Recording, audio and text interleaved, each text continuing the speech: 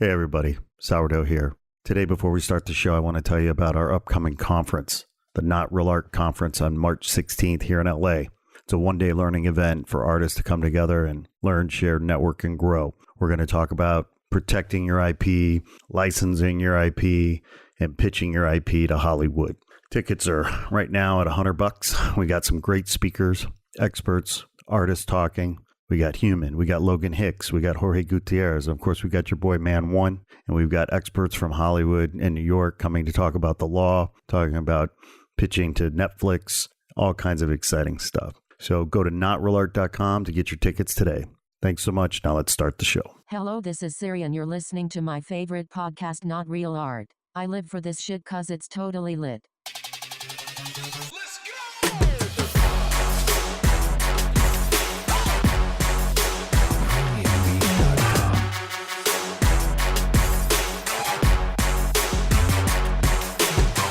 Welcome to Not Real Art, Siri's favorite creative culture podcast with your boy Man One. And sitting across from me is Sourdough, the one and only. The one and only. It's an acquired taste. I'm an acquired taste, Man One. I know. You know. You really know. I really know. Yeah. I know, man. Good to see you. You too, bro. Happy holidays. Absolutely. This is another holiday show prior to the holidays. This is yeah.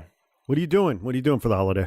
I'm staying home. I'm chilling. You know, we got family and a bunch of things to do with the family, but you know. And what is tradition, the holiday tradition like for the Man One clan? Oh man, I'm glad you asked.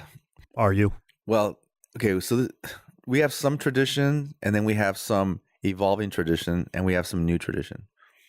The tradition capital T is, now that I'm married, been married for a long time, but it's on New Year's. Not even, I'm fucking lost.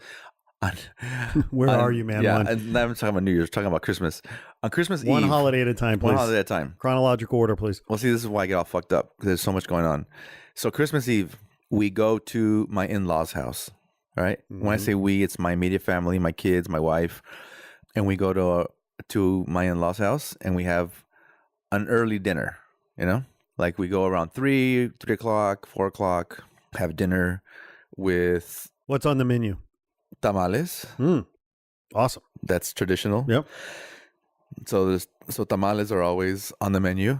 And your mother-in-law makes them? And my mother-in-law makes some. My wife and my sister-in-law help. Right. Yeah, between the three of them, they make the tamales. Got it. This year, they actually made them early. Okay. And froze it. Yeah. You know, so the game, nice. Ahead of the game. Ahead of the game. Because, I mean, they do like, you know, massive amounts of tamales, you know. Yeah. So we go have an early dinner. And it's not just tamales. There's ham and there's all kinds of stuff. It's a big feast. Right. So, you know, my wife has, you know, 4 brothers and a sister. And so they're extended families. And so it's a big meal. Lots of cousins. Lots of cousins and everything and stuff. So we all go and have this meal there. So then we go home. And at our house, Christmas Eve, we wait till midnight and we open the presents. Okay. Right? With our kids. Yes. Then we wake up in the morning and my wife always does like Santa Claus gifts and stuff, stockings. And so the kids, you know, they get their stocking stuffers in the morning, whatever. Then we go back to my in-laws' house for opening of the presents / breakfast. Nice. Right. So the reason everyone goes to dinner the day before is because not everyone can make it on Christmas Day. Got it. So if you can't make it to one, you go to the other, etc. So on Christmas Day, we go back Christmas morning, and usually it's menudo on the on the menu, and we have breakfast, and then we open presents. Right. And then that's that. And then because my parents moved to Palm Springs a few years ago, things have changed because we used to go to their house at midnight. They'd stay there till we open the presents. But now that they're in Palm Springs, that doesn't happen anymore. Right. So now there's a reason why they moved to Palm Springs. I hate to tell you. I know there is. So now we either, after that we either go to their house, drive to Palm Springs, and spend the rest of Christmas Day with them, or we do something back as a family here in LA, like we hang out, go to movies, do something, and then go visit my parents the next day. So there's all these like things that happen, and they change every year because sometimes my parents they don't want to see us on a certain day, or they want us to come on a different day. So all that gets thrown out the window, but it's just crazy. I mean, it's like it's never relaxing. Christmas is not relaxing. It's not. Hell no. Now it's much better now because all our kids are older. Yes. But when when our kids were like 3, 4, 5 years old, it was a fucking mess. It's a fucking mess. I'm living that. You're living it right now. Dream right now. Yeah. Wow. And the thing is that we both have large families, so oh man, we have like kids galore. There's like 30 kids running around. Well, right. I mean, that's chaotic and stressful on a certain level, but that's also like exactly what Christmas is about, and how beautiful and cool is it to have all that like family energy, kid energy, youthful energy, buzzing about. Am I full of shit? No, in theory, you're right. But, in theory, that's what I always say. But the thing is that like when you have to create rules, okay, for what we do and how we engage with each other during the holidays, you have to create rules. Then there's something wrong, right? And what I mean by rules is like, for example, it got to a point where there was so many kids under 10 years old at one point that we had to put a price limit on how much you can spend on each kid. Shit adds up, man. Because there was times when we were all, we were hurting and we had a limit. We had a budget. Yeah. We had a budget. And, not every year, some years somebody's well off and someone's doing this, and another year someone's having a hard time, and then you get into this whole thing about like, well, so and so gave me this, but this person gave me that. And you can only give people Man One paintings so many years in a row. Yeah, they start rejecting them after a while. They're like they're worthless at a point, right. So I've already wasted all my Man One art gifts on my family. But yeah, I mean, like, so it's crazy, right? So you have like, this year you can only spend, $30 or $40. That's the max per kid, Wow. And then you ask the kids, well, what do they want for Christmas? And they're like, Xbox. A new car. Yeah. And you're like, yeah, no, that doesn't fit under the $30, Right. But, it got crazy because we'd spend, if we wanted, obviously my wife and I always want to, give all our nephews and nieces, gifts and stuff and everything. But, you're spending thousands of dollars every Christmas, and you're like, holy shit, it adds up. So we had a Shit, you're probably still paying off some of that stuff. Yeah, so I am. And like I said, like luckily all our kids are older now. The ones that are under 10 years old there's very few now. So they're getting spoiled.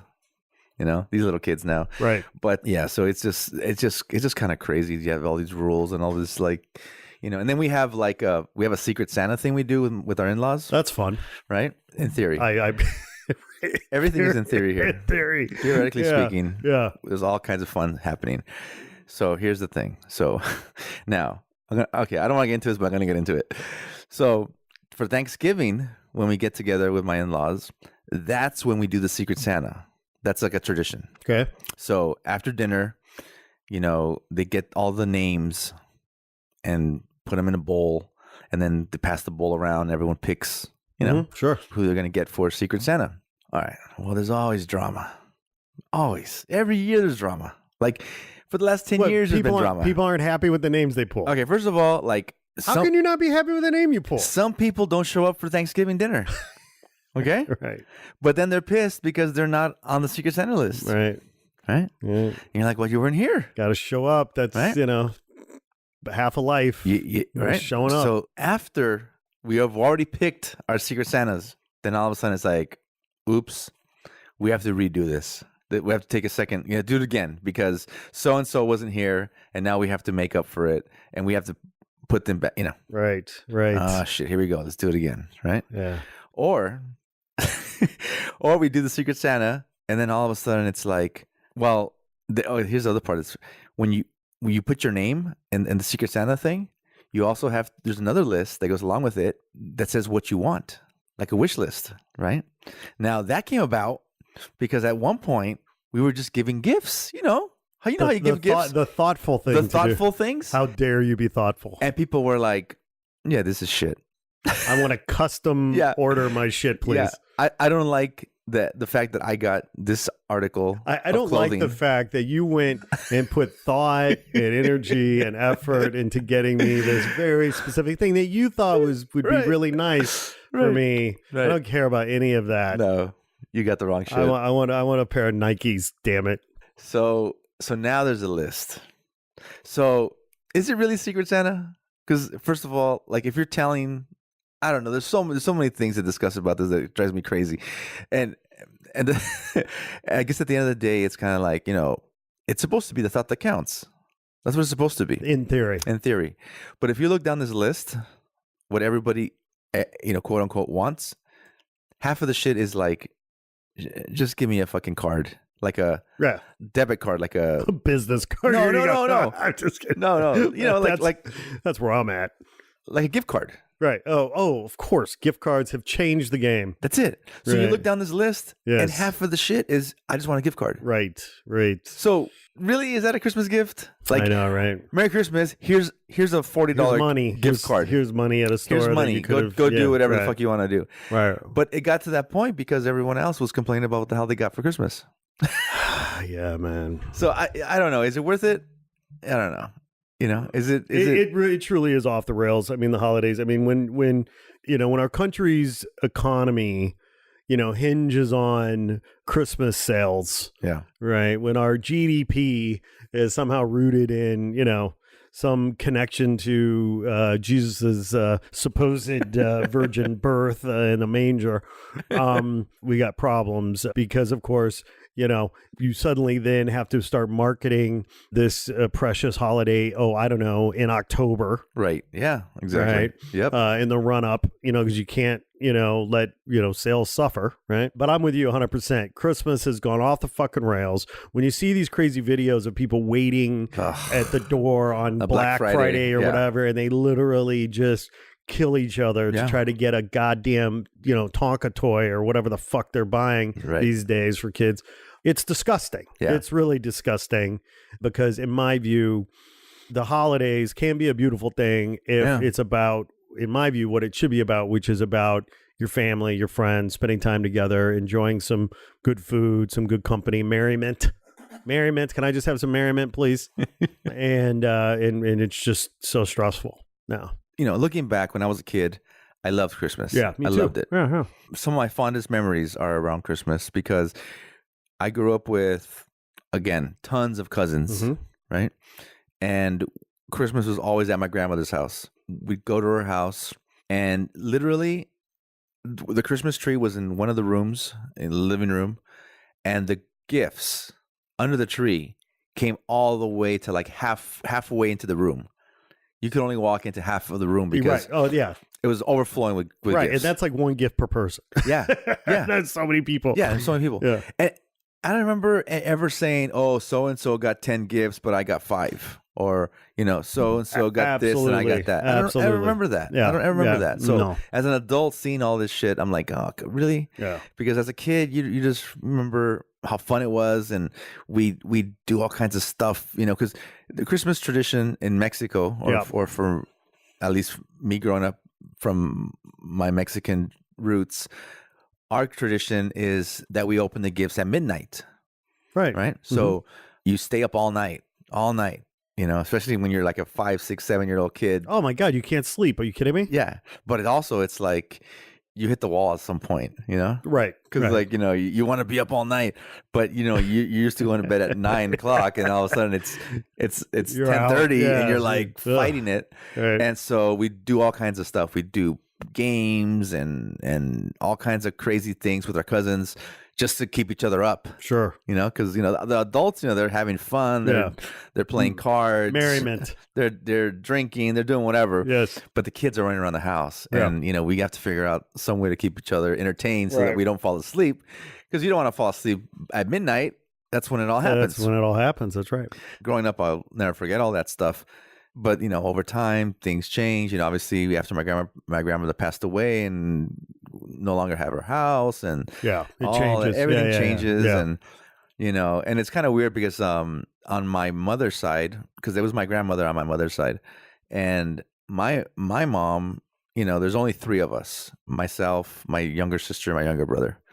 So it's not like 20 different kids or whatever. There's just three of us, and even that we can't get together all the time. Right. just three siblings. It's so hard to get us together at our mom's house, our parents' house, my Right. mom and dad in Palm Sure. Springs, to get together for any Well, occasion. also, I don't mean to sound like an asshole, but your mom and dad didn't help matters by moving out to the fucking desert. I mean, that's the I thing, think they're sending you a clear message. They don't want you to come over, man. One. Yeah, but see, it's a mixed message because it's like, okay, we're in Palm Springs an hour and a half away, but how come you guys don't come over? How come you guys aren't here tonight? No, but see, that's the genius part.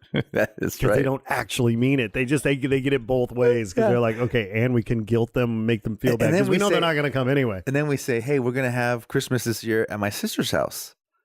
Why don't you guys come down? Right. Oh, yeah, Yeah. you're trying to flip it on Yeah. them. But yeah. So why aren't they coming? Oh, your dad doesn't like to drive that So far. they are not coming. Oh No, wow! I thought no. you were gonna tell me that they are coming. Okay. No, they won't. They Yeah. haven't come for the last since they've been They're to Palm done. Springs. They're done. They're like done. There's always a reason why they're not coming. Right. By the way, with all those kids, and I know you only had two brothers, one brother, one sister, but they're like all those. They're done. They're like, you know what? Yeah, they're done. They're like whatever. Yeah. Right. And Later. that and that would be fine. I Right. would have no problem with Right. that. Right. Except it's like afterwards, like, oh yeah, well, you go have fun with your in-laws. Ooh, politics, Because, family politics. Yeah, I know you guys are always there. Yeah. I know you always go over there. Right, And right. you never come here. I'm like, Ooh. are you serious? like we're trying to include everyone. We're Yeah, trying to do yeah. everything. And Yeah. then, Not good it's enough. Not good enough. And, but don't invite us because we're not going to go over there. Right. Right. But- yeah, you're damned if you do, damned if you don't. so, You can't so win. it's just like, it's crazy. the old Mexican guilt trip. Well, But, Feliz Navidad. Yeah. Feliz Navidad. And good luck with all that. To this day, the best Christmas that I've ever had. Yeah. And I'm like you. I mean, I grew up loving Christmas. My mom always like when she was a Christmas nut, you Yeah. like loved Christmas. And my dad, had to put up with her fucking shit, Yeah. all the lights and the trees and then this and then that, like a good soldier. He did it every year, up and down, Absolutely. whatever. And, fond memories and all that. But as I got older, of course, I became very aware Yeah. of, the commerciality, the commercialism, just all the insanity, Yeah, of it, it's crazy. whatever. And, but still to this day, the year I earned my pseudonym, Sourdough, Yeah. was a year I was like living in the Arctic, right? Right. And it started snowing and getting cold, and freezing up in October, right? So Yeah. October, November, December, it's truly a winter wonderland. Okay. Right. It is just gorgeous. And yet, of course, because we're in the middle of freaking nowhere, Yeah. there's no indication that it's holiday time. There's no That's true. stores. You're right. Christmas lights. No Christmas lights, no stores to, market shit to you or whatever. It was Yeah. just my buddy and I cutting firewood, Yeah. trying to stay warm. Same day you did the day before. You know what I mean? Yeah. Yeah. So, in this beautiful, setting until December 24th, Christmas Eve, about 2 weeks before we're supposed to leave, a plane flies over the cabin, lands on the river in front. Mm-hmm. Out of the plane comes some of our best buddies Oh wow. with bags of Christmas presents and Unannounced? and booze Oh yeah. and cookies. Right. And by the way, battery operated Christmas lights. Right. And on Christmas Eve, 1991, out of nowhere, Yeah. suddenly it's Christmas, Right. And that was such a powerful moment because I was like, that's kind of what it should The be. essence, Could yeah. it be the essence of it? Yeah. Your family shows up. They bring some gifts, some food, some lights, some fun, merriment. Right. And it's just a 24-hour Yep. party, Right. And to me, to this day, that is still the highlight because it got to the essence and the purity, Yeah. right? And exactly where were you so that our followers know, where our was listeners know where you were at. I was 500 miles south of the Arctic Circle, Yeah. 120 miles southeast of the polar bear capital of the world, Churchill, Manitoba, in northern Manitoba, Canada. And it was to me, to this day, was just so great because there was just none of that propaganda. There was none of that bullshit, leading up to, the main event. Was Jesus there? Hell no. True story. What a lot of people don't realize about Christmas is, well, first of all, most theologians who know their history and know that will tell you that Jesus Christ was actually born in July. Yeah. Okay. The other thing they'll tell you, they know, is that the reason Christmas is in December was because there was actually a very popular pagan holiday that was happening in that time of the year. And so to help get converts to Christianity, they thought, well, let's just celebrate it to piggyback this pagan holiday. Sure. Right. So a little bit of honesty about, why things are the way they are would be, at least in my view, a little healthier for all involved. But anyhow, well, good. Happy holidays. Have a good holiday. Last time we were together, we were talking about Art Basal. I think we're still going to talk about Art Basal. Because it was epic. It was epic. And so I'm going to run the numbers a little bit, right? Because you and I were chatting and it was just too much. It was so much, it was almost too much. Maybe it was too much because there's so many shows, so much to do, so little time. And, I was only there 3 or 4 days. You were there 3 or 4 days, whatever. And I saw... The shows I walked were Scope, Art Basel, Untitled, and then Wynwood District, right? And then the gallery everything there in at the between. museum. And stuff, right? So I say that to sort of level set and quantify the fact that I scratched the surface. Yep. Of course, and I went to your show at National Hotel. There were like little pop-ups and things that you everywhere, sure. But over 3 or 4 days, you see a lot. And you tell me if you agree or disagree with this assessment. Mm-hmm. But this is my assessment. Of all that art, of all the stuff I saw, 80% is utter crap. Yeah. 10%, give or take, was promising. And 10%, give or take, was genius. 80% or more, total fucking shit. There's a lot of shitty art out there. A lot of bad art, dude. Really bad. What the fuck is happening? This is what happens when there's too much. Too much of anything. Too much of anything is bad. And I think we talked about this when we were there, but, just how many fucking times can you do a soup can? How many times can you fucking throw a Disney figure in something, or a Mickey Mouse, or a Bugs Bunny? Like, it just gets repetitive and boring and tiring and just shitty, It's to a point where art's become a thing. And when it wasn't a thing, it was just people in the know, right? Back in the day. And by thing, let's just unpack that for a minute, because I know what you mean when you say a thing. Yeah. But just for listeners, just to make sure that we're all clear on what you mean. Yeah. When I hear you say this, art has become a thing. Yeah. I hear trendy. So art has become trendy.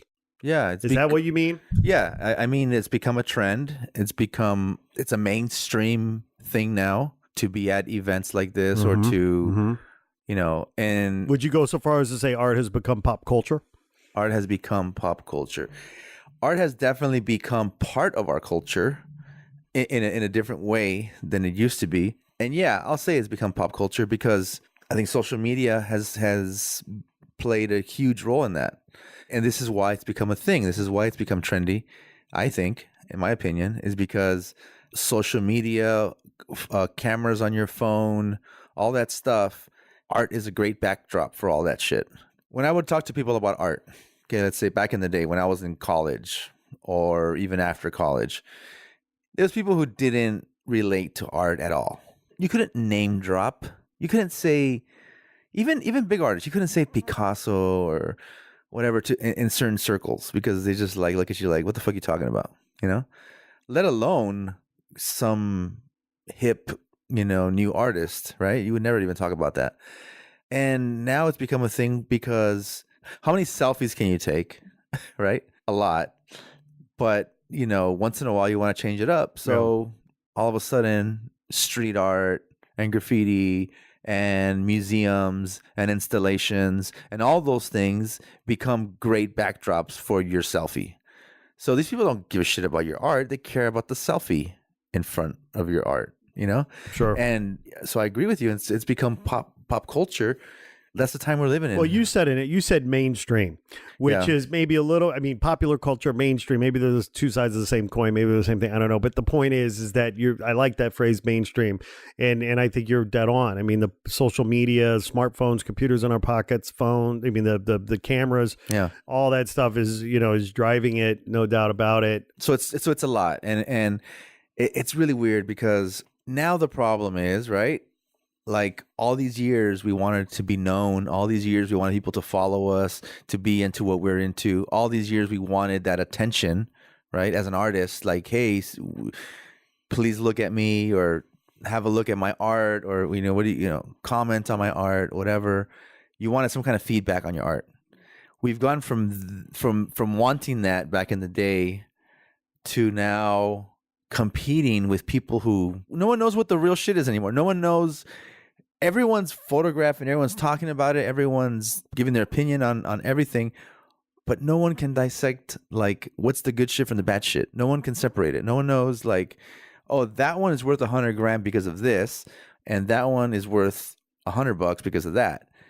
There's absolutely no like I don't know how else to say it, but I guess there's so many people involved now in the culture that are enjoying art, that are into art, that they don't even know what's good or what's bad. They Part don't of know what you're getting at is, I mean, the phrase that came to my mind when I'm listening to you is the phrase student of your craft.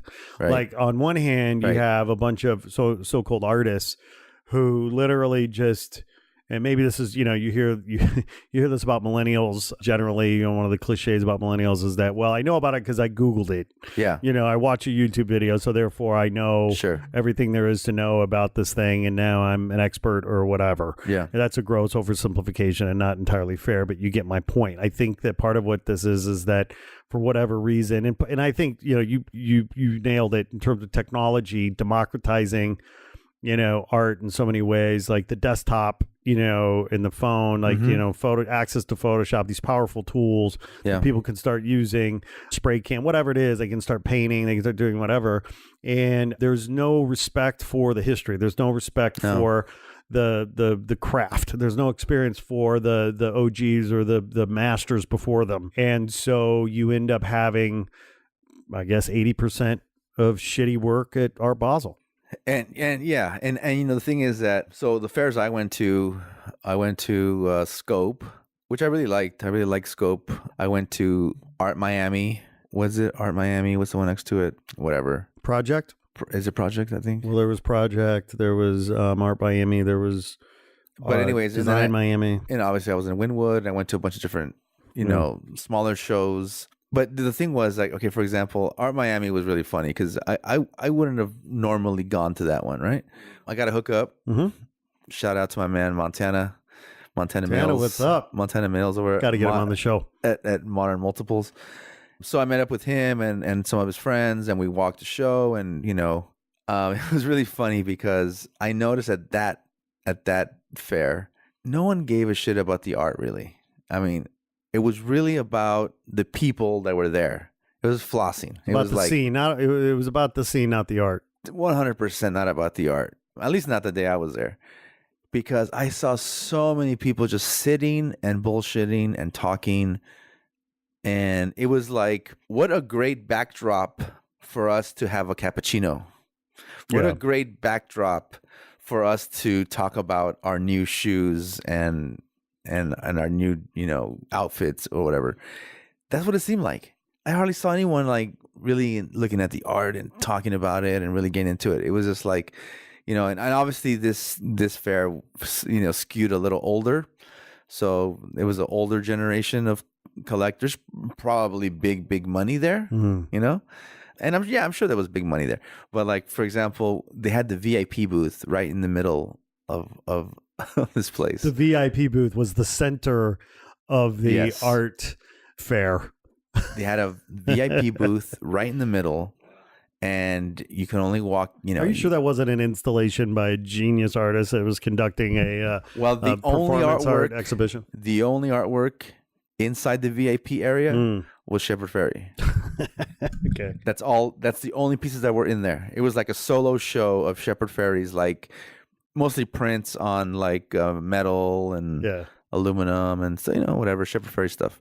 But everyone's there ordering their drinks and chilling and hanging out. And I saw some guy like get pissed because his waitress was taking too long and got the wrong drink. And like I'm like, dude, you're at a fucking art fair, Right? And this is what you're worried about, Yeah.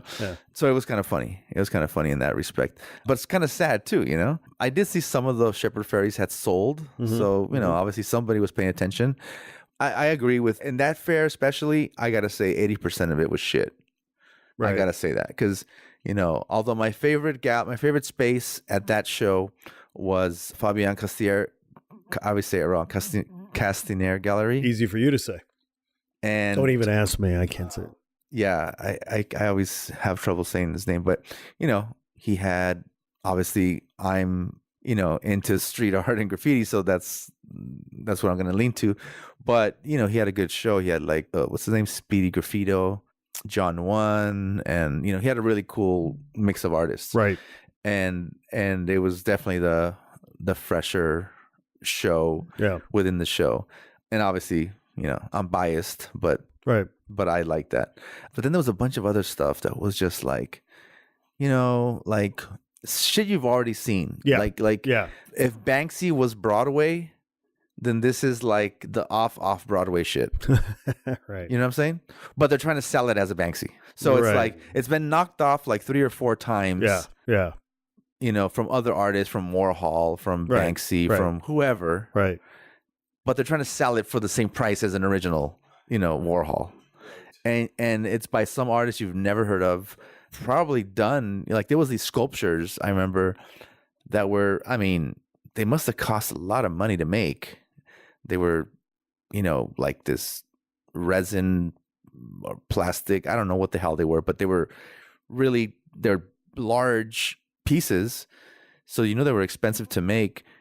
But there was nothing to it. It was just like, had a paint bucket on its head with paint dripping on the statues. And so, you're thinking like someone spent 20, 30 grand to make that sculpture, but it's some stupid, paint can on a head, dripping on the rest of the body. Right. Like, dude, that's whack. Right. And I don't remember who the hell did it, but it was probably someone that's kind of known or something. I don't know. But it's so uninteresting. There was a lot of uninteresting stuff, as opposed to in Scope. I really like Scope, for example. I thought that was more of the type of work that I like, and also much younger crowd. I think that makes the difference, when you're walking around people who are younger, more energy. And there was a lot of pieces of different artists that were affordable. There was things going for $1,500, $2,500, right, $3,000, as opposed to some of the other affairs. Everything starts at $25,000, right? And there's so much to unpack there. But one of the things is like, how much longer can we keep having these kind of art fairs? Right. Because what it seemed like to me was being there kind of proved how fucked up the art world is. Yeah.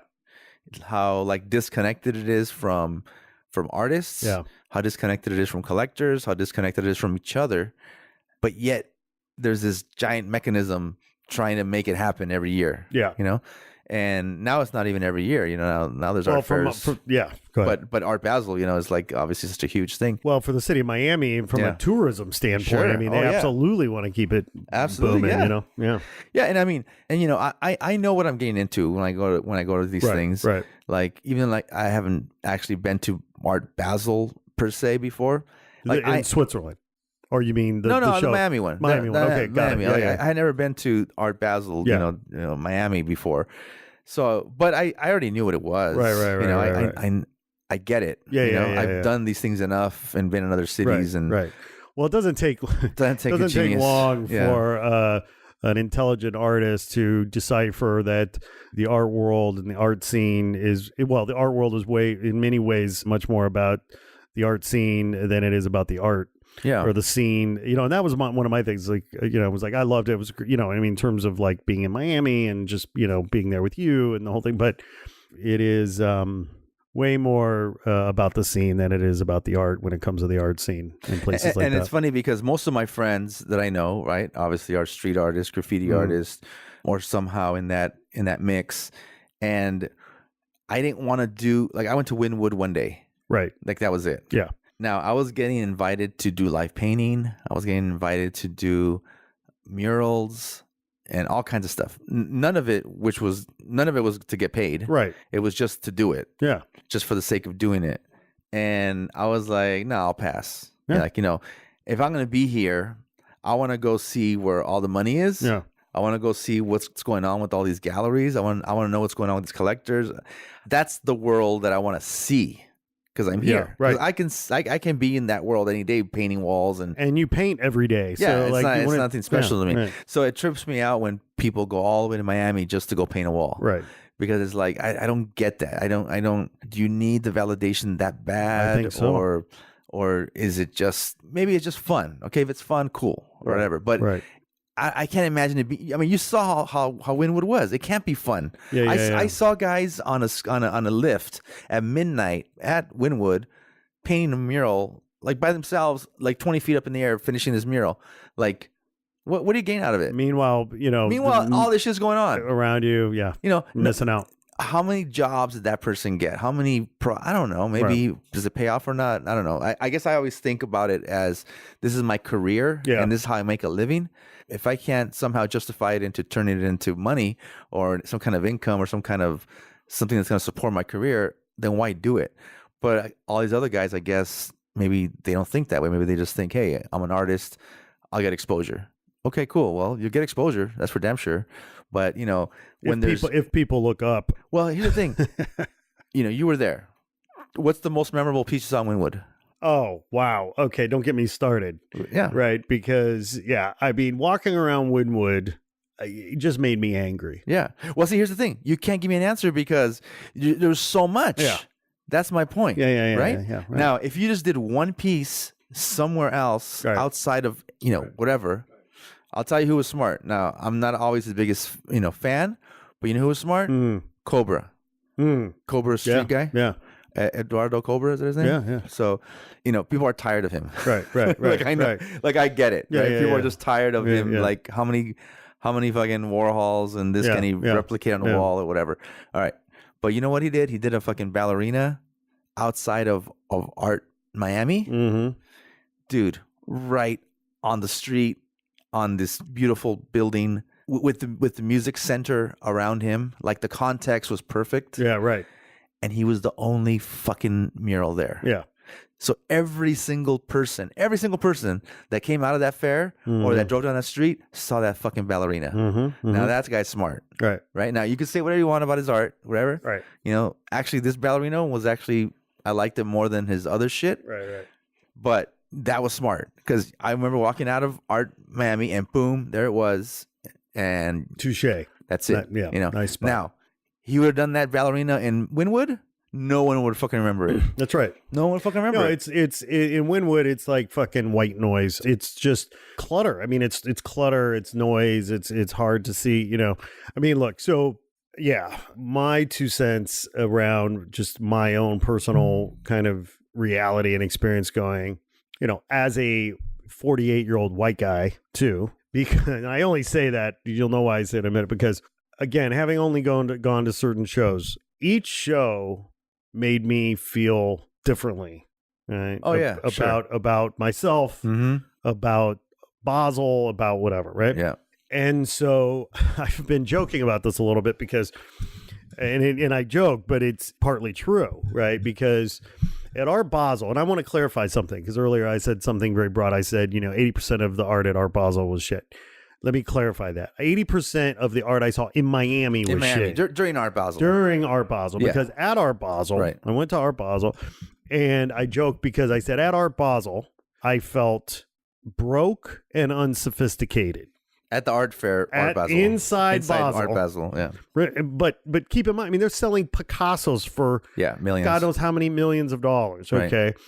The art in the Art Basel fair, I think, goes without saying, was incredibly refined, incredibly intelligent. A lot of it was incredibly intelligent, obviously very thoughtful in many ways. Yeah. It was probably on balance one of the more consistent shows in terms of quality under that roof. Okay. Right. Now, there was a lot of redundancy. There was a lot of similarity, like it still had its own shit going on. Sure. Right. But in terms of the people walking it, in terms of the art they were trying to sell, okay. Yeah.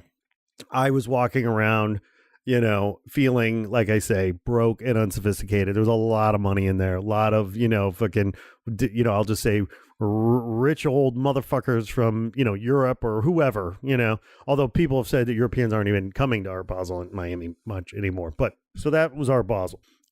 In Wynwood, in Wynwood, yeah, I felt old and irrelevant. Yeah. Right. Because it is all about youth culture. Totally. It is all about what is hip and happening and trendy and cool. And, and don't get me wrong, it was awesome to behold. Like the energy was amazing. Was awesome. It was amazing. And my 25, even 30-year-old self would have just gone bananas, right? But my 48-year-old self knows too much, apparently. Yeah, exactly. Totally. And I walked around Wynwood actually angry a lot at the time because I know that 9 out of 10, if not 9.5 out of 10 of those murals were done for free. Yeah. And I know that artwork helped drive the gentrification and the real estate values of that area. And a few motherfuckers are getting very, very rich on the back of artists. Yeah. And so that made me angry. Yeah. On top of feeling already angry because I was feeling old and irrelevant. Right. I went to Untitled, and Untitled I felt more myself. I felt like, okay, the art here, the art on Untitled was compared to Scope, even more refined in some ways than Scope. Yeah. Different kind of thing. But, the crowd was, not old, not young, probably, 40s like me, Xers, a lot of Xers, right? But then when I went to Scope, I felt most comfortable at Scope. Yeah. I felt like, okay, this is my tribe. These are my people, you know, and the majority of the art spoke to me because I was trying to explain this to my buddy Link when I was there. It's like, there's an energy for me. There's an energy, a rawness and a raw energy about emerging contemporary art and artists that just speaks to me. Like I like the feeling that I get when I see some of the better work. I mean, when I talk about 80% of the art that I see in Miami or that I saw in Miami was shit, what I mean is that it lacked originality. It lacked technical prowess. It lacked intelligence. It lacked, finish. It lacked, any number of things, right? Because to your point, like the appropriation, like art there's always appropriation in art, probably forever, right? Yeah. But the amount of appropriation going on, to your point earlier, it's like enough. Yeah. With the pop culture motifs of God knows what, whether it's a brand or a board game or a fucking rock band or whatever, pop culture or some biter trying to be some white art school graduate trying to be edgy, like they grew up in the hood doing grap. Like, it's crazy.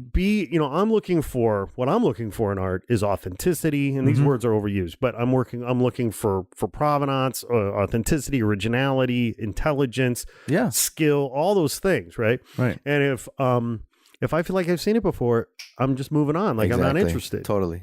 And so I just felt like the majority of that stuff that I was seeing, I'd seen it before, or it wasn't done well, or it wasn't thought out, or it was just, it was done hastily. It was done with not even self-respect. Right. No. If you had a healthy amount of self-respect, you wouldn't be showing this stuff. Right. Well, it felt a lot like, depending which gallery, depending which fair, but they all had it to some extent, was, obviously like, let's show this because this will sell there. Yeah, right. That was the case more often than not, I think, in a lot of these spaces that we're showing, as opposed to, this is an artist that we believe in. Let's show him to the world. you know? Right. Or like, this is an artist we believe in, and let's give him a shot, you know? And now I did see, I think in Scope, I saw more of that than anywhere else. Okay. Where I did see younger artists, or even not even just younger, just artists you hadn't seen before with certain pieces. I'm not going to remember all the artists because, you know, I just can't. But I took photos of all these things, and I remember specifically taking photos of their names and stuff because I knew I was going to forget. But, you know, at some point I want to tag them and do something on the blog about it because it was really refreshing when you did see something that was, oh, that's cool. I never seen that artist before. Right. It's affordable because they're just starting out or whatever, but they're doing something different. Yep. You know, something new. Yep. And they have a style and they're working on it, or they're there or whatever, as opposed to just like fucking overhyped, overpriced shit. Right. You know, I call it, you know what I call it? I call it new money art. There was a lot of what I called new money art. Yeah. And this is because money doesn't buy taste and money doesn't buy style. No. Okay. Money might allow you to go buy a Ferrari, but it doesn't help you know how to drive it. And I think art, in a lot of cases, you know, people want to go there and they're not informed, or they don't know, or whatever. And or they're into status, you know. It's like, oh, I want to show, you know, because a lot of new money, you know, it's like, you know, you look at a lot of, you know, rappers. I mean, you know, they want you to know they fucking, you know, are fucking balling or whatever. Right. That's fine. I'm just saying, like, a lot of that art struck me as sort of art that might appeal to people that just don't know any better, or just have bad taste. You know, I don't know. It's almost like the art world's version of making it rain at a strip club. I love that. You know what I'm saying? That. Yeah. That's what they're doing. Yeah. It's just like, look at this art. Right. Woo, woo, woo. But you know what? Okay, so that makes me think, you know who I didn't see there? What I didn't see? What? And maybe it was there and I just missed it. What? King of body paint. Like there was none of these, the body art. Yeah, the live art. The king of tape and all these fucking guys. Like, like, where were those girls? They should have been walking the show. I think they were there. I think we just didn't go to that party. Damn, we got to go to that party. We got it. That's the party we got to go to. So okay. So I don't know about you. I want to hear from you, but like, I'll go first because, you know, there were a couple of pieces that stood out, you know, to me that I remember pretty well because, well, I will never forget because they were just really special because, you know, like I said, you know, I'm typically looking for art and evaluating art based on originality, execution, technique, intelligence, you know, exclusivity, rarity, material, all those things. And there were just a couple of pieces that I saw that I will never forget that when I saw them, I thought, wow, now that got me in the gut, you know, that got me in the heart, that got me right between the eyes because it just struck me as being really special, really unique. And I don't know if you saw them or not, but I'll try to explain them good so that you can imagine them. So at Untitled, did you go to Untitled? I don't think I did, no. Okay. Now, I posted this on my social media, so you might have seen it at Scott Sourdough Power. I was standing, and what was weird is I don't know that this was in the show or not because I had gone to the bar to get a drink. Yeah. Okay, imagine that. And like behind the bar, like not up close, like it was like far back, like on this wall, there was like art on the wall. Now I wasn't sure if like that was part of the show or maybe that was art there, like what, I don't know. But yeah, this was, okay, so imagine a school bus. Okay.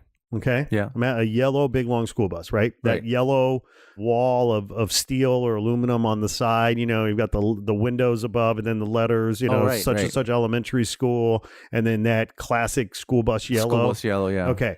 That big surface, right? Somebody had taken that side panel off. Like sheet metal part. Sheet metal, thank you. Sheet metal part. Yeah. Had taken that sheet metal panel off and cut a shape of a gun. Oh, wow. Handgun out of that sheet metal. Like a giant handgun. Right. With the school bus. It was probably 10 feet tall or 8 feet, you know. Yeah. By 4 or 5 feet, you know, with powerful. the hand. And it was just on with the school lettering. Like, it just got me in the gut. I was like, wow, like that's super powerful, right? I get it. Yeah. So anyway, so that was probably maybe my number one. My number two happened to be at Untitled. Both of these pieces, now I think about it. But somebody, I guess, working with, I don't know enough about rug making, but I guess you use a loom or something to make rugs or whatever. Yeah. Okay. Right. Now imagine we've seen them, right? All those Persian rugs, at the stores on, La Cienega or whatever, those all that beautiful detail. Well, this rug was probably, I don't know, call it 6 by 12 or something, or 8 by 10 or whatever. And it was a finished rug and was hanging, vertical, like this. But the way they had woven it. Yeah. Okay. It was as if they had woven into the design paint that had been poured and dripping. Oh, right. And it was just yellow gold paint. Mm-hmm. And then the actual ornamental kind of tapestry of the art or whatever, like started like appearing down at the bottom. Right. But it was just like they had woven this paint in and it was dripping with drips down. Oh, that's cool. And there was no opacity. I mean, it was totally opaque. You know what I mean? Yeah. And I just like, wow, how the fuck did they do that? You know what I mean? Yeah. It was just so cool. Right. And so anyway, those are the two pieces that sort of come to mind. And interestingly, they weren't even at Scope. They were at Untitled. I'm trying to think now what really spoke to me at Untitled. Although at Scope. Although I will tell you that at Scope, yeah, I bought a piece. Oh wow, you did. Yeah, but it wasn't for me. It was for my daughter. Okay. And so I'm sort of like on this thing now, like trying to buy little pieces for the kids, that I think maybe someday. Yeah. I mean, well, it doesn't even matter. Like maybe if we get lucky, it increases in value, but like that's not even why I'm buying it necessarily. Right. But do you know the French Canadian female artist Sandra Chever? Oh right, yeah. I'm not saying her name properly. I don't think. I know what you're talking about though. Chevier. Chevrier. She's on Instagram. Sandra Chever. Chevrier. I apologize if I'm mispronouncing that. But she does this really powerful, I think that's powerful, these female images. And she incorporates like comics into, she had this print of this African-American female with, super strong looking face with the comics kind of coming off her skin the way she does or whatever. Yeah. And there was, it was like 100 of them. She had 100 prints. And I bought one for Eden. Yeah. And number one was sold. Of course, the owner of the gallery kept one, but I got 100. Oh, that's cool. Yeah. So anyway, how about you? Well, it's funny because you mentioned her because, I'm on the fence about her work, to be honest. There's some stuff that I like of hers, but then, she does that whole comic book thing, which... Oh, here's the piece. That's what I bought. Yeah, I seen that one. I saw it online. Yeah, that's powerful. That's a good one. It's good for Eden, though, right? Oh yeah, right. No, but I mean, I totally thought of Eden when I saw that. So I mean, but she's an artist where I can say, well, at least I can tell that she's practiced her craft, right? Oh, her technical ability is off the chart, right?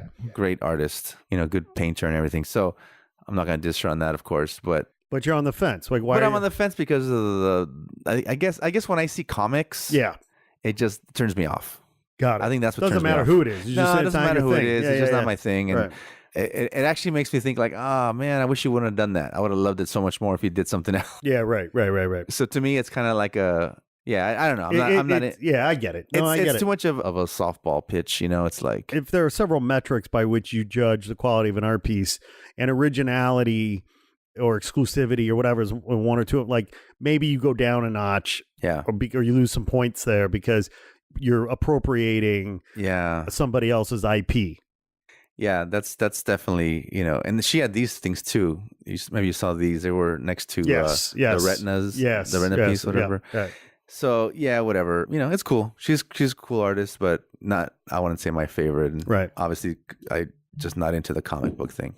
But what I was into that I really loved at Scope, there was a few things, and I'm looking at my photo feed that I took, so I can say these names right because I think they're important. Well, and by the way, I hope I'm not jumping ahead here, but our boy Logan Hicks had a fucking amazing piece at Scope. So Logan had an awesome piece.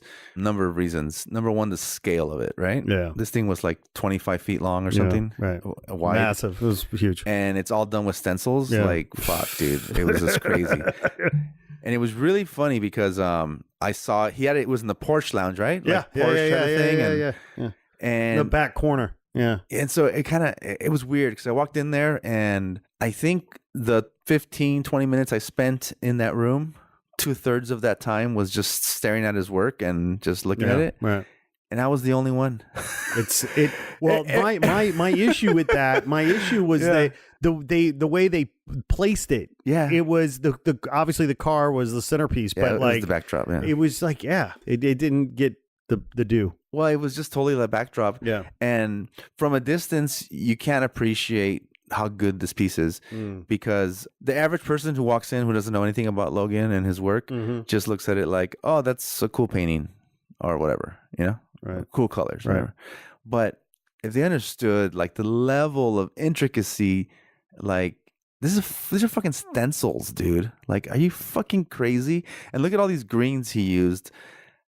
It's crazy. So, and it's funny because when I came back to LA, I was hanging out with another artist friend of mine. He was like, "Oh, how was Miami?" I was like, "Oh, it was cool. You know, we were talking, blah blah." And then I was showing him some pictures, and then he goes, I said, "Yeah, check out this fucking." I told him, "Check out this Logan Hicks piece." He goes, "Yeah, I saw it. You know, like I saw it on Instagram, right?" And I'm like, "Yeah, but you really don't get it till you see it in person." And he goes, "Yeah, but I'm not impressed because you could just do it with the brush. Like, why do you have to do it with stencil?" Oh, jeez. He goes, "At that scale, like I'm not impressed because it's just He's totally missing the point. Yeah, and I as I said, "Dude, you totally missed the point." Like the crazy thing is, he is doing it with stencil. Yeah, and that's like, his art. That's like, the way I made it. Look at how insane, you know. And he goes, "Yeah, but there's no need to do it with stencil." I go, "Yeah, but there's no need, but that's the fucking point." That's exactly right. There's no need for any of this shit. Yeah. There's no, you can just take a picture and put and fucking and just blow up a picture. Boy. So, anyways, and then afterwards, he was like, kind of like, "Please don't tell me it's vile." No, it wasn't him, but and I won't tell you who it was, but good because you know him too. But anyways, but at the end of the conversation, he was kind of like, "Well, yeah, I guess maybe you're right." I go, "No, well, you really do have to see it in person. It's one of those things." And how he had to do it, right? I mean, So I saw the story on how he had to do it because the studio is only like 20 feet wide. Right. So that was an awesome piece. But there was what I was really into was these sculptures, you know. And usually I'm not into sculptures, but there was this one woman that was doing these sculptures like this. So her name is Crystal Mori, and she was showing at Scope with Antler Gallery. Okay. Antler Gallery. Okay. And dude, look at this piece. This was like hand sculpted porcelain, dude, and it was like 1950. It was like two grand. And I saw her stuff online by chance before Art Basel.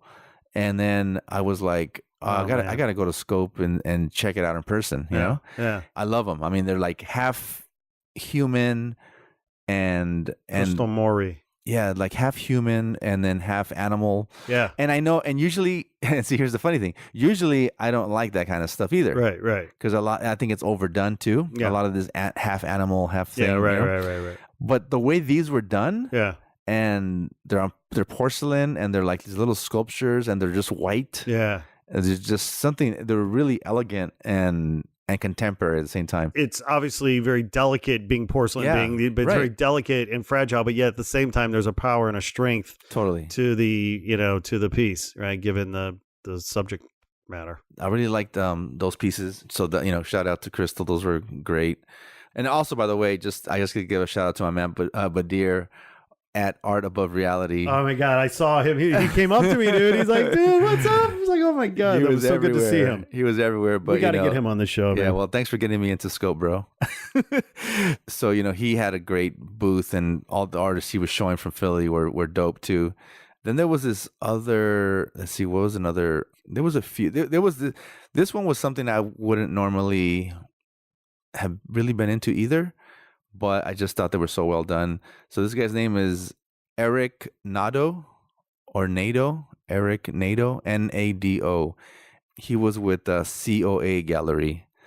And he had these sculptures. They were fucking machine guns, but they were... I saw those. Yeah, these are really badass. But they're typewriters. Yeah, no, these are badass. So each one of those guns was made from a typewriter, like an antique typewriter. Right. And incredible. It's incredible because he took, and I like pieces like that because they work on so many levels, right? Yeah, right. Because number one, just to think of to do that is the one thing.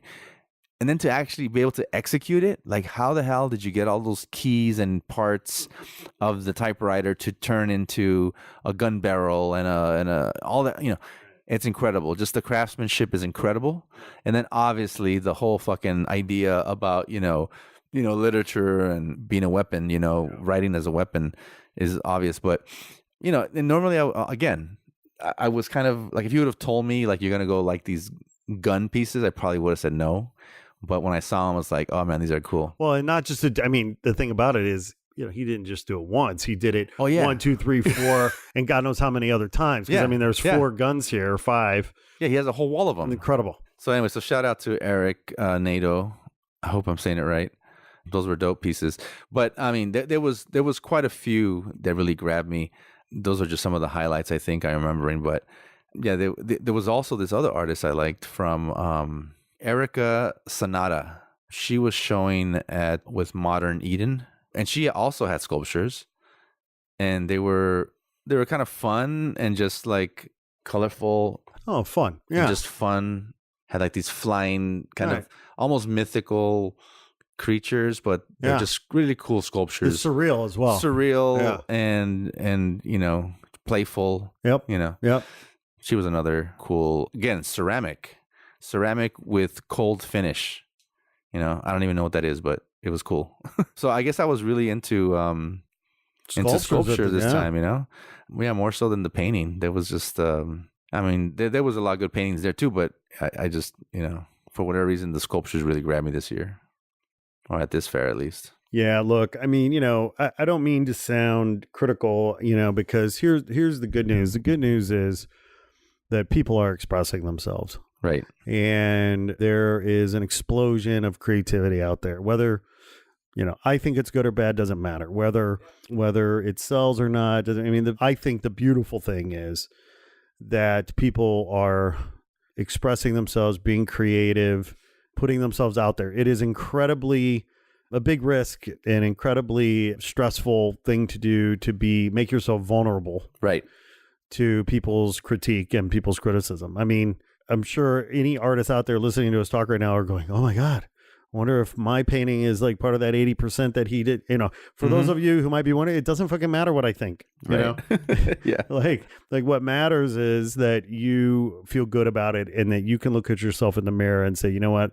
I put my heart into this, my soul into this. I gave it my best effort in this moment, that I'll continue to grow. I'll continue to get better and hone your craft. I think the only criticism I would have that what might matter is if you stop trying to improve, if you stop trying to grow, if you stop trying to get better at your craft, because that's ultimately, the ultimate failure and the cardinal sin of any artist, to stop growing.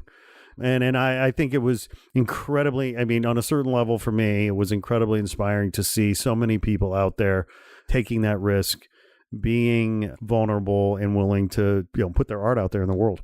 No, totally. And along with the risks you're talking about, which is as an artist, right? You're making yourself vulnerable, like you said, and putting yourself out there. Some of these galleries who did that too, they're doing it too. Some of these galleries are if they're putting out what they believe in. Yeah, right. They're putting their money where their mouth is. Yeah, right. Because that shit ain't cheap. No. If these guys are spending, what does the fucking booth cost? Oh my God. Many thousands of dollars. And then to ship all the artwork, and then to the hotel, the food, the gas, the transportation, the energy, the manpower, we're talking easily. I don't think a gallery and a small gallery with the smallest booth and the smallest amount of paintings or whatever probably doesn't get out of Basel for any less than with all travel, all that shit. I'm guessing you don't get out of there for anything under $35,000. Totally. That's what I was going to say. I was going to say, there's no way you can go do Basel at a small, insignificant, place for less than 30 grand. Yeah. Now, you want to hit the big time, you want to do the big fairs, you're talking 100 grand. Yeah. Right. Easy. Right. So I also got to shout out some of the galleries that were doing shit that they believed in, because, so for example, our boy Bisco Smith, right? Yeah. You saw his shit at Scope, right? Yeah. So he had like a solo show. Yeah. This was them, Treason Gallery. Treason, shout out. And they're out of Seattle. Right. you know? So I had never heard of Treason Gallery before. And I went up and met, let's see, what's this guy's name? That's Jace. That's right. Jace Eiler or Iller. I'm sorry if I'm pronouncing it wrong, but Jace is a gallerist over at Treason Gallery. Obviously, I know Bisco Smith's work. Yep. You know, he's a LA artist, you know, good guy, great work. But to have a whole gallery, you know, dedicate. Yeah. It's a big statement, big risk. It's a big risk. Talk about a vote of confidence. And so, I mean, I really hope he sold all his pieces. They were great pieces. You know, if you know his work, it's black and white kind of tags. Yep. And going on abstraction. I mean, really cool stuff. So shout out to both Bisco, but also Treason Gallery for taking a risk. You know, the same thing with our boy Badir from Art Above Reality. Yes. I mean, he was bringing in. That dude was running around like crazy because he was also doing moderating talks at the hotel down the street. So when I saw him first, right. he was literally running down Ocean Drive, like running. And I had to stop him. Like, but he's like, "Oh, what's up, dude?" He's like, "I'm on the way to moderate. I'm running late." I'm like, "You go, dude." You know, these kind of experiences is what gives me hope. Right? For sure. Where art is going in the future. That's right. Because that's right. It's like there are people, you know, like us who are passionate about this shit, you know? Yep. For every jaded gallery that I met, I also met, you know, a young up and coming fucking person who was into it. And here's the thing, like I truly believe that this sounds cliche, but I truly believe the cream rises to the top and nature sorts out the rest. I mean, the bullshit will eventually die off. Right. You know, the strong do survive. Right. And those galleries and those artists and those gallerists and those curators, you know, presenting the strongest work, I would like to believe that they will stand the test of time. Well, you know, but the thing is, right, what I didn't say make the most money. I didn't say, you know, any of that. I said, you know, on its merits. Yeah, and I mean, you know, the issue becomes when these younger galleries, these hungrier galleries are showcasing, you know, these really good artists that are really challenging shit. When they get picked up by the bigger galleries, and then you know, then that's I think where it gets weird, and where, you know, because there could be a really good artist gets picked up by a big gallery or whatever, and it's a life-changing thing. I mean, it can take your sales as an artist from a couple thousand to fucking six figures. You know, it can. And what does that do to the art? What does that do to the artist? You know, we both know artists who have been there, done that, gone through that experience, and some of them are handling it great, and some of them are not doing so great because of that. Right. And what I mean is, you know, sometimes what suffers is the art. Sometimes what suffers is the actual person.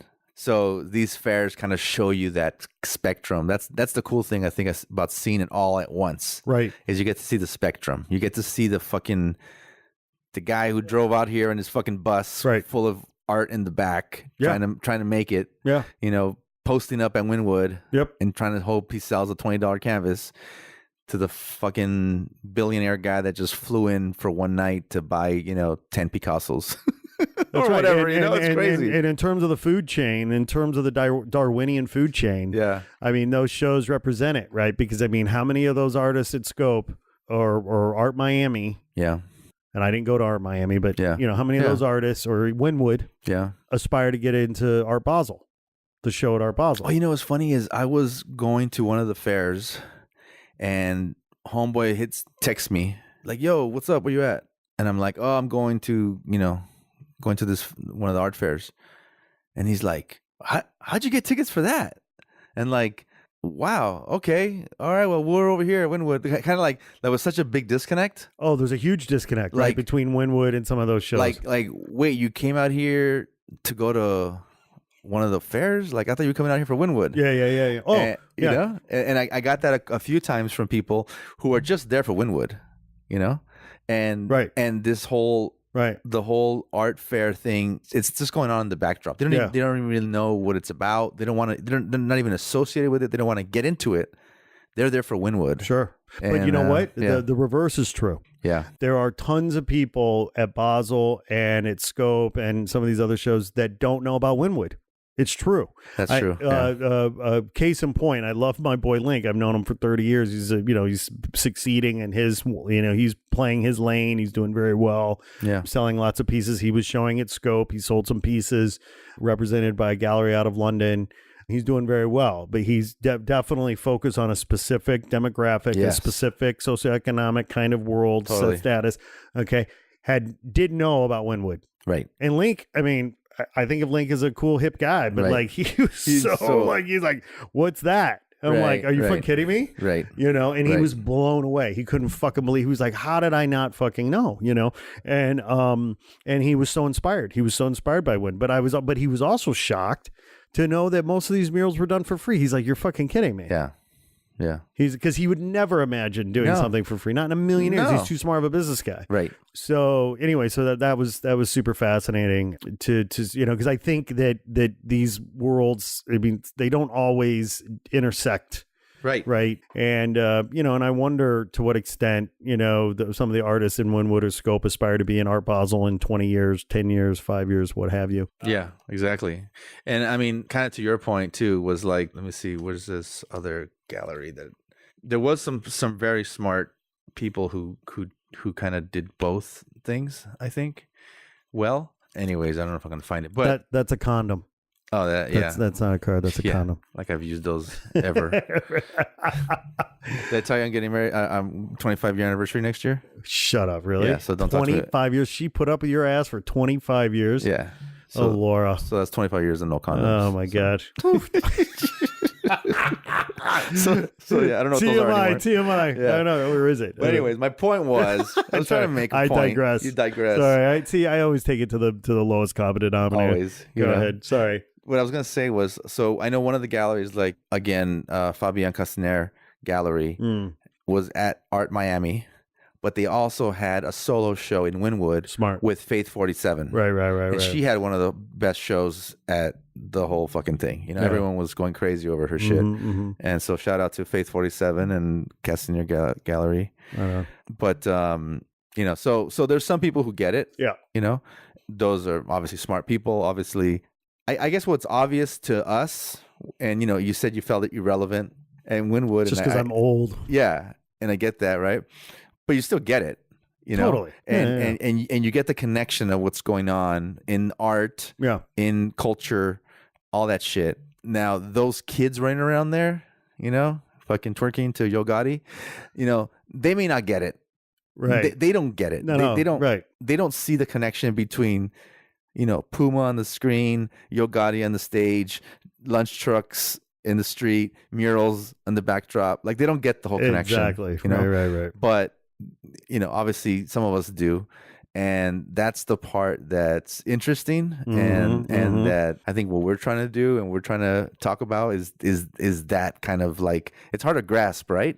It's there, but it's hard to. But you know what? It's hard to grasp, for some people who aren't paying attention. For those of us who have been around the block and know what's up, the truth of the matter is, I talked about this. I mean, when you think about what was happening, just in that one place in Wynwood, that one night, all of the stories, right, that aren't getting told, right? This is exactly why we want to do this podcast, why we want to have Not Real Art as a media platform with a podcast on a radio station and a conference and events and because these stories are entertaining, these stories are dramatic, these stories are funny, these stories are everything in between. Like there's so much humanity right, that's happening in a place like Wynwood and Art Basel and Scope. And, for you and I, we know that these stories are being underrepresented.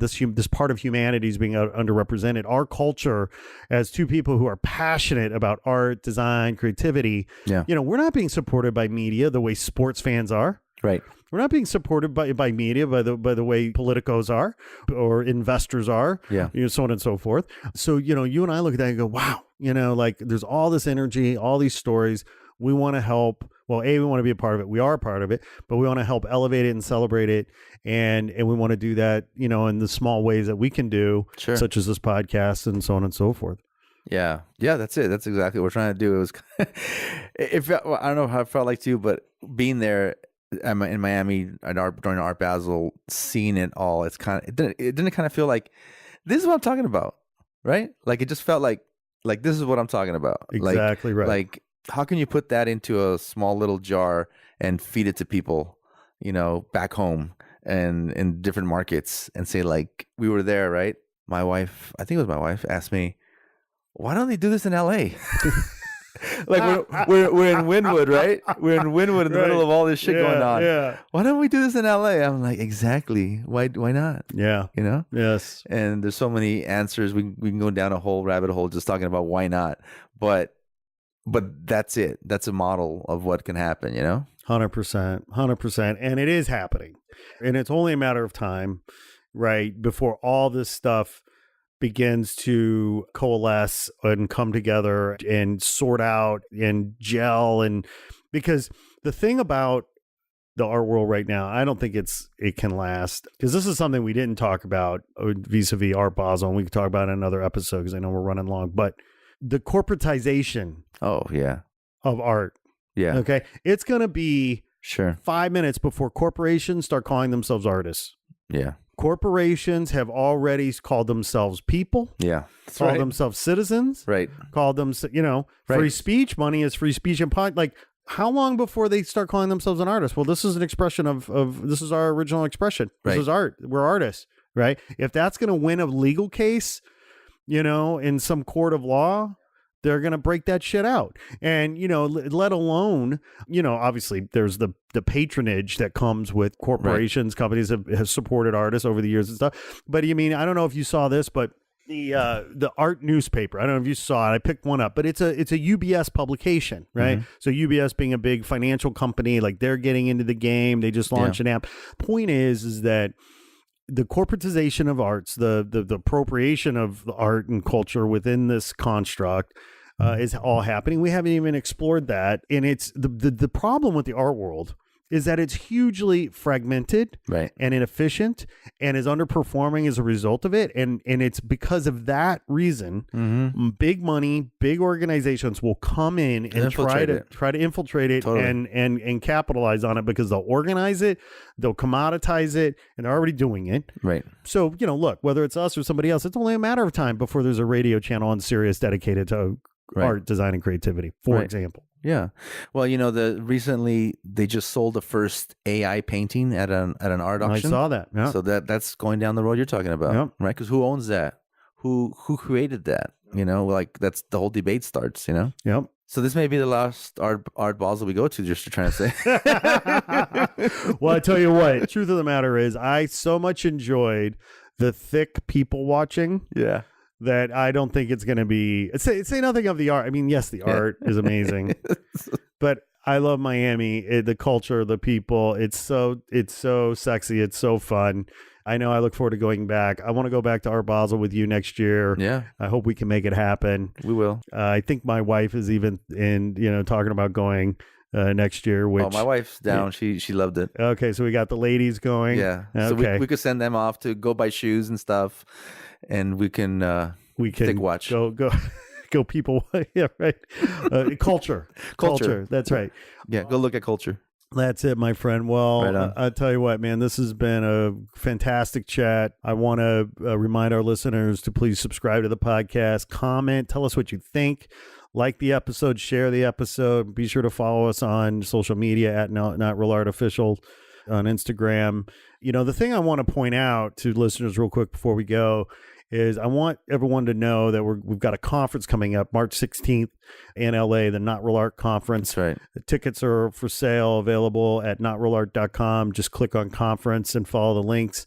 Exciting one-day learning event for artists to come together, learn, share, network, and grow. We've got some great speakers, some great artists, some great experts, subject matter experts. We're going to talk about protecting your IP, licensing your IP, pitching your IP to Hollywood. We've got some great Hollywood executives and pros coming out. So it's going to be a great event, March 16th. So be sure to get your tickets at notrealart.com. Hit us up. Man, one, you're the best. All right, Sourdough. All right. Peace out. Peace.